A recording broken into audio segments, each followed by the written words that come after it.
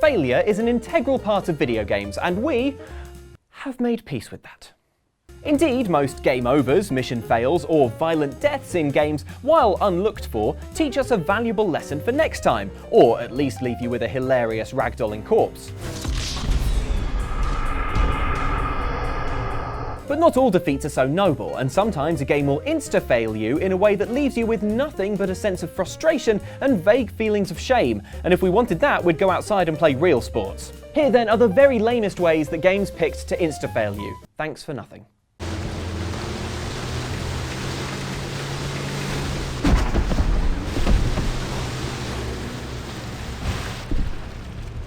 Remember invisible walls? They used to be the bane of our existence. Just walk somewhere and then suddenly you can't go any further. For no reason. Happened to me this morning. That was a glass door. Shh. Developers have begun to understand how frustrating these arbitrary walls are, and their solution to keeping players in the game or mission areas where mountains or actual walls could not be used was to instead put warnings on screen. Ignore said warnings and steer too far from the bounds where developers want you to stay, and you will auto-fail. Basically, we used to have invisible walls, but then the games got rid of them and instead punished us for going somewhere that we didn't know that we couldn't go. I mean, they told you with the warnings, you knew you shouldn't go that way. Shh, I said shh. Look, nothing's more embarrassing than running full pelt down a street, only to suddenly find out you weren't paying attention to the map and have hit the boundary. All at once you're met with warnings that you're in a place you shouldn't be, and are told to get out of there as soon as possible before the game auto-boots you from the area.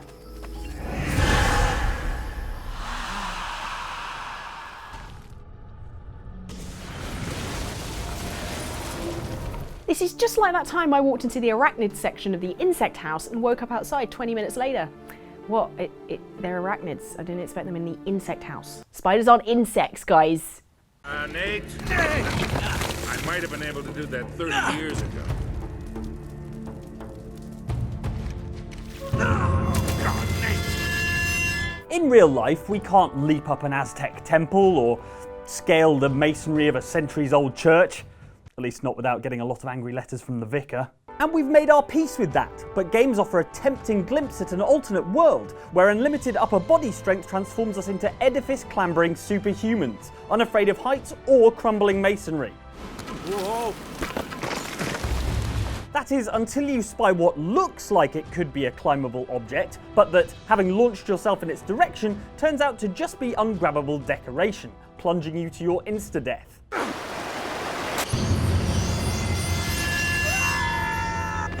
Ouch! Down goes Nate.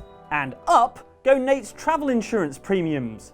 Again. As if that wasn't enough to get Nate's underwriters rubbing their hands in anticipation, consider when games present you with a balcony, ledge, or other protrusion that definitely looks like something you could survive a fall onto, but when you go for it, snap go those shin bones.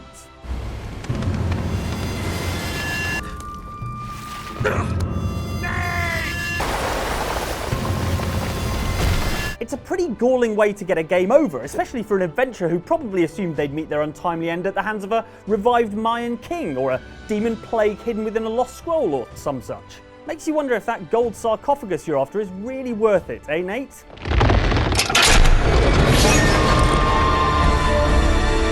My God. Well, you'll need to steal 5 of them if you want to cover your health insurance abroad, Nate.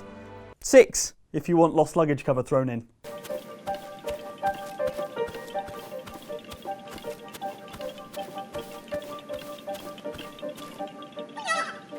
Now look, we know a thing or two about being sneaky. How else do you think we snuck Ellen's secret book of Outside Xbox fanfiction out of her rucksack? Oh, jeez.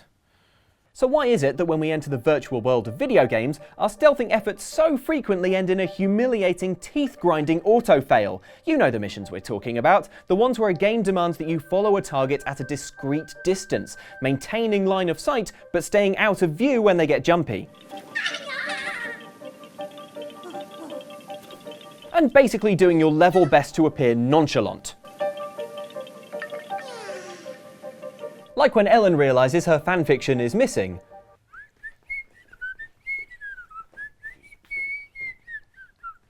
trouble is, at some point during these excruciatingly slow missions, the game will invariably throw you an unexpected curveball to complicate your sneaking, usually right near the end, and usually something that makes you react in an alarmed and probably noisy way.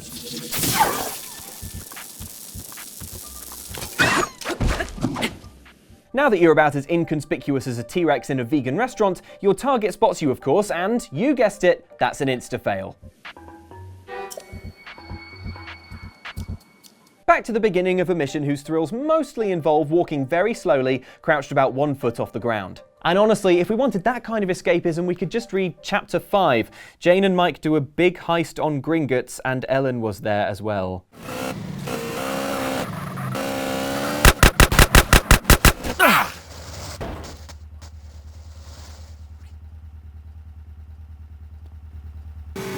Catch me if you can! We've established that getting too close to your target can trigger an irritating insta-fail, but do you know what else games don't like? Getting too far from your target. Man, why do we play these things again? One way to fail at your favourite game that's lamer than a duck wearing metal shoes is to fall critically far from the thing you're supposed to be chasing, destroying, or otherwise riddling with bullets. Ah, you're mine now!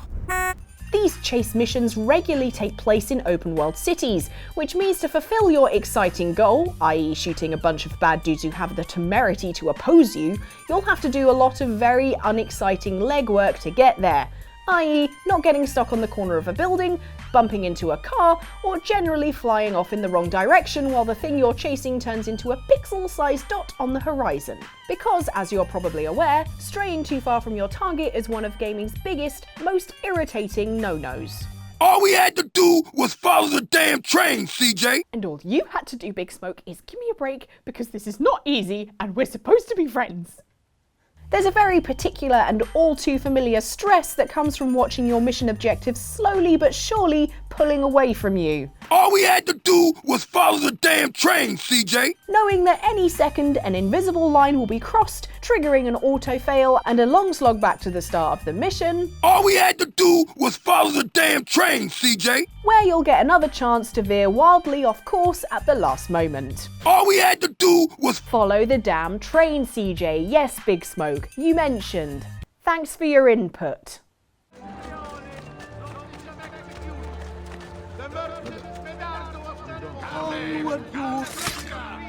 It's so annoying when you're just trying to do your job and someone keeps getting in the... Mike, buddy, we've talked about this so many times. This is especially the case in video games, when civilians get in your way and you end up killing them by accident. Or not. I'm looking at you, Assassin's Creed minstrels. Typically, heroic protagonists are supposed to save any civilians in their travels, so there are often harsh consequences for not doing so, especially if you are the cause of their demise. Should you walk into an area, see movement, and immediately panic shoot, if that thing you thought was an enemy actually turns out to be a civilian, you could face the ultimate punishment of an insta-fail. On your knees, now! They're not rebels, they're farmers. What? They looked dangerous, very dangerous. Self-defense, really. And that's not to mention accidentally killing people who you were supposed to save. Mess up a hostage mission in a game and you'll quickly be punished for not being the highly trained hostage saver that they hoped you'd be.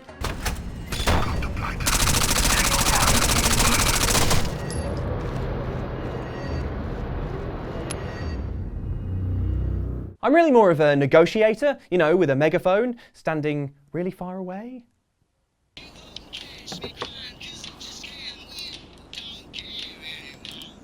What do you want? Man, I come by for that drink you offered, that's all. I wasn't really serious about that. What? You're here, whatever. Sit. As a wise old man once said, it's dangerous to go alone. Take this. Many single-player games expect you to be able to do things all by yourself, but some missions do require you to have another character come with you, for when you can't be in all places at once. However, one hazard that comes with this is your newfound ability to get said character killed, triggering a mission fail. I'm not up here for fun!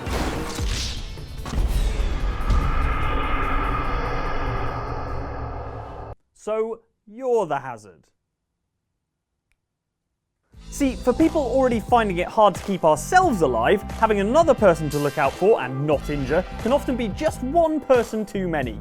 Expecting us to be competent drivers when our partner in crime is hanging off the bonnet is too tall an order, as Franklin here is about to find out. Duty, stick from here. Get me close.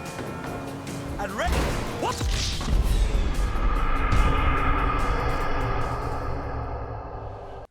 Look, GTA 5, yes, we crashed the car, but it wasn't our fault that Franklin wasn't holding on properly.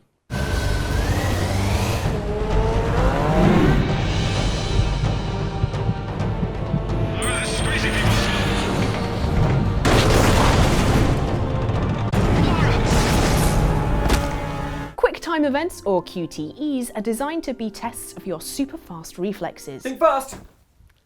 But sometimes they come at you when you least expect them, often in the middle of what you think is a cutscene.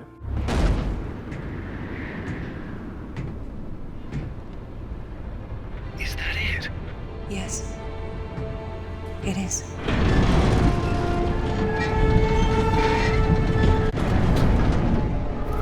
Think fast! Oh my god! What is something? What the hell was that for? I just settled down with my popcorn. Can we have our Pikachu back? No, it's mine. When you're primed and ready for them, well done QTEs can be quite satisfying to get through, turning simple button prompts into an amazing action scene.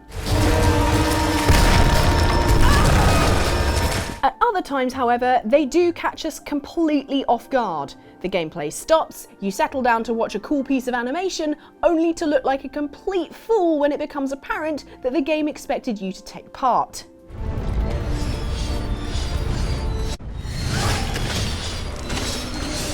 Wait, but Lara was moving on her own. I mean, Tomb Raider has had cutscenes for years, and now you expect me to do something in them? I mean, why don't you just let me play through the section? No, I'm not making excuses. You are. Shut up. Battle 1. Fight.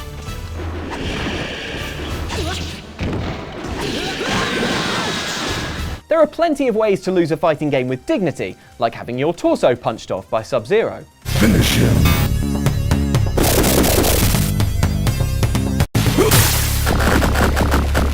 A quiet dignity. Indeed, it's sort of an unspoken rule that when you enter into an overblown video game brawling tournament, the only way you're leaving is unconscious or in a body bag, or whatever receptacle is best for carrying around what's left when Ken is done pummeling you.